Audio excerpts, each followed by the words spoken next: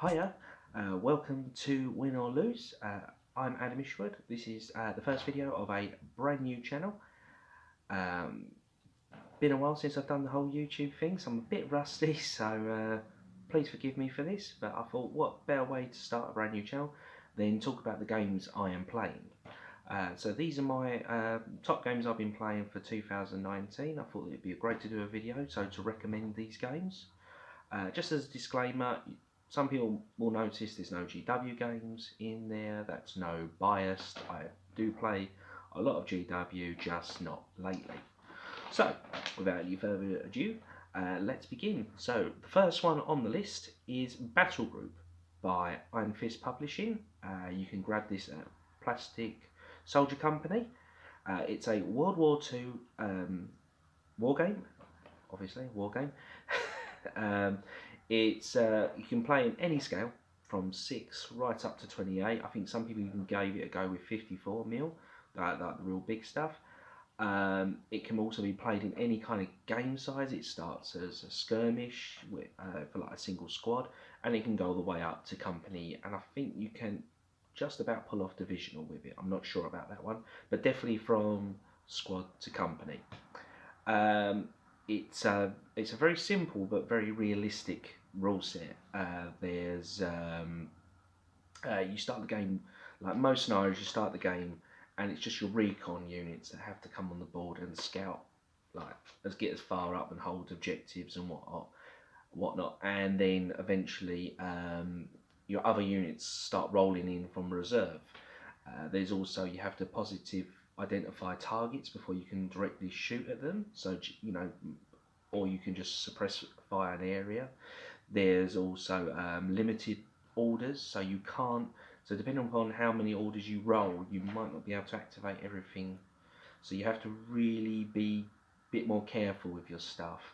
Also, one of my favourite aspects is you're not trying to just wipe out your enemy like a lot of World War II rule sets out there, or just grab objectives. You're there to break enemies' morale, and that's done by a battle rating, which is like an army-wide health bar, and multiple things in the game can cause you to draw blind chits, and they have a value which you deduct from your battle rating. And when your battle rating, excuse that, your battle rating goes down to 0, your army's morale's broken. So it causes games to be very varied, and I think that's a more realistic representation of battle rather than just wiping your enemy out. So yeah, if you're into World War II, I cannot recommend this game enough. Also, I'm going to be also adapting it for Sci-Fi Horus Heresy, so that'll be something in future videos. My next game I've been playing a lot of is Infinity by Corvus Belli. This is a 28mm sci-fi skirmish game with a general anime vibe to it, but there's certain factions where you can, if you're not into anime, you can collect certain factions that kind of break away from that. If you're into your very tactical skirmish games, I cannot recommend this one enough. This is an absolute must-buy. A lot of people will claim it's very hard game with a very steep learning curve. I call nonsense on that. I think it's a very intuitive game. It's got, I think, if you start with one of the starter sets, they're generally very not the sectorial sets, the general faction starter sets. They're very rules light, and I think the game's very simple to get into. It generally only has 2 rule mechanisms, which is roll under your stat on a d20, but at the same time roll higher than your opponent. That's it. And then when you make armor saves, roll above the damage of the weapon. That's it. Does that sound hard? No. So I don't. The only time it gets tricky is when there's it's all the interplay between the various equipments and special skills. But like all games, you just build up your knowledge of that over time. So yeah, it's very easy to get into, very low entry cost. Generally about I think it's about £27-30 for a faction starter set, and the full rules are completely free to download. So yeah, if you haven't got into Infinity, please do. The next game is Star Wars Legion. This is by Fantasy Flight Games. It's a platoon-sized game, generally like a reinforced platoon. You generally, like a few squads and a couple of tanks and whatnot. To get the most out of this game, now a lot of people bought the starter set, and while we was waiting for releases to come out, the starter set felt very bland, and games didn't seem to go very one way, which was generally who could knock out. Empire had to knock out Luke, Rebels had to knock out Vader, and that's what games centered around. If you get into this game, please go beyond the confines of the starter set, because as soon as you do, the game opens up to be an absolute brilliant system. It's very, very simple. It all runs on like symbolic dice, like X-Wing, Shadespire. And you just roll what the card says.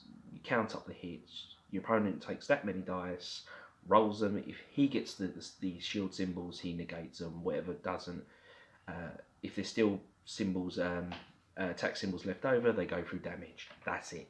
Such a simple game, but plays so well. It's up there with like, even though it's simple, it's got so much tactics to it. It's up there with like Lord of the Rings for that. So yeah, really good game. The next one is Conquest: Last Argument of the Kings by Parabellum. This is a new game. I think it came out about June or July. It's a 32mm rank and file mass fantasy battle game. So in the veins of what old Warhammer Fantasy and Kings of War. First off about it, what has to be said, it comes with one of the best value starter sets going. It's like £60 to £70, and from the amount of figures you get, I think it works out about £1 a figure, and you get large monsters, cavalry, tons and tons of infantry, the rule book, objective markers, all that. It's just such a brilliant. It's one of those few starter sets which gives you everything you need to get going. It's a very different to the. I said it's like Warhammer Fantasy, but Kings of War, but it's also very different. It plays more like a proper medieval battle, despite the fantasy elements, which is that you actually start the game on an empty battlefield, and it's all about your armies coming in waves. Light stuff comes in first, then medium units, and then the heaviest units. And it's all about how you can adapt, and you don't have a necessary complete control on what order and what turns they come on, so you have to adapt around that. And because of that, it's a very it's all about manoeuvring, and then that's what I'm saying. You've got to get on, push on, because the further you push on, the more up from the flanks that your reinforcements can come in from. And it's a real great game of tactical manoeuvres, but it's also quite simple.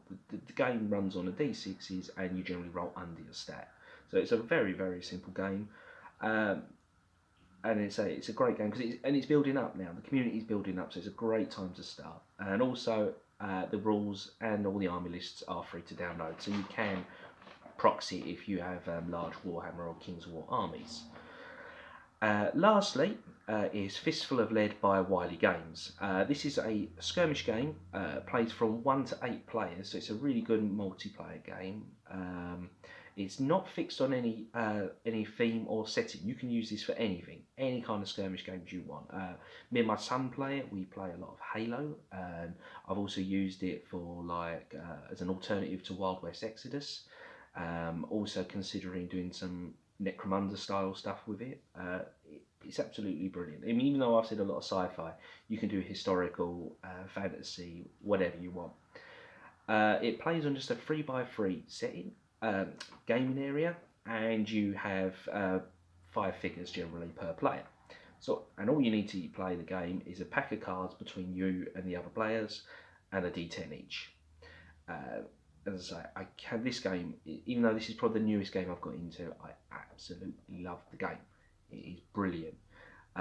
It's a lot of fun. It's so simple, but there's so much to it because it's all about, even though how to explain it. You roll the dice, and if you hit, that's very simple. It's just a target number. But then once you roll for damage, it will drop counters, and then it becomes resource management because you have to sacrifice some of your actions to get rid of these counters, which have negative effects. And it just builds up from there. It's such a great game. You can get it as PDFs or printed from Wiley Games. If you're into, and again, if you're into skirmish game or you play a lot of games that have lots of different collections and you want to get use out of it, Fistful of Lead is the one for you. So yeah, that's the games I've been playing mostly this year.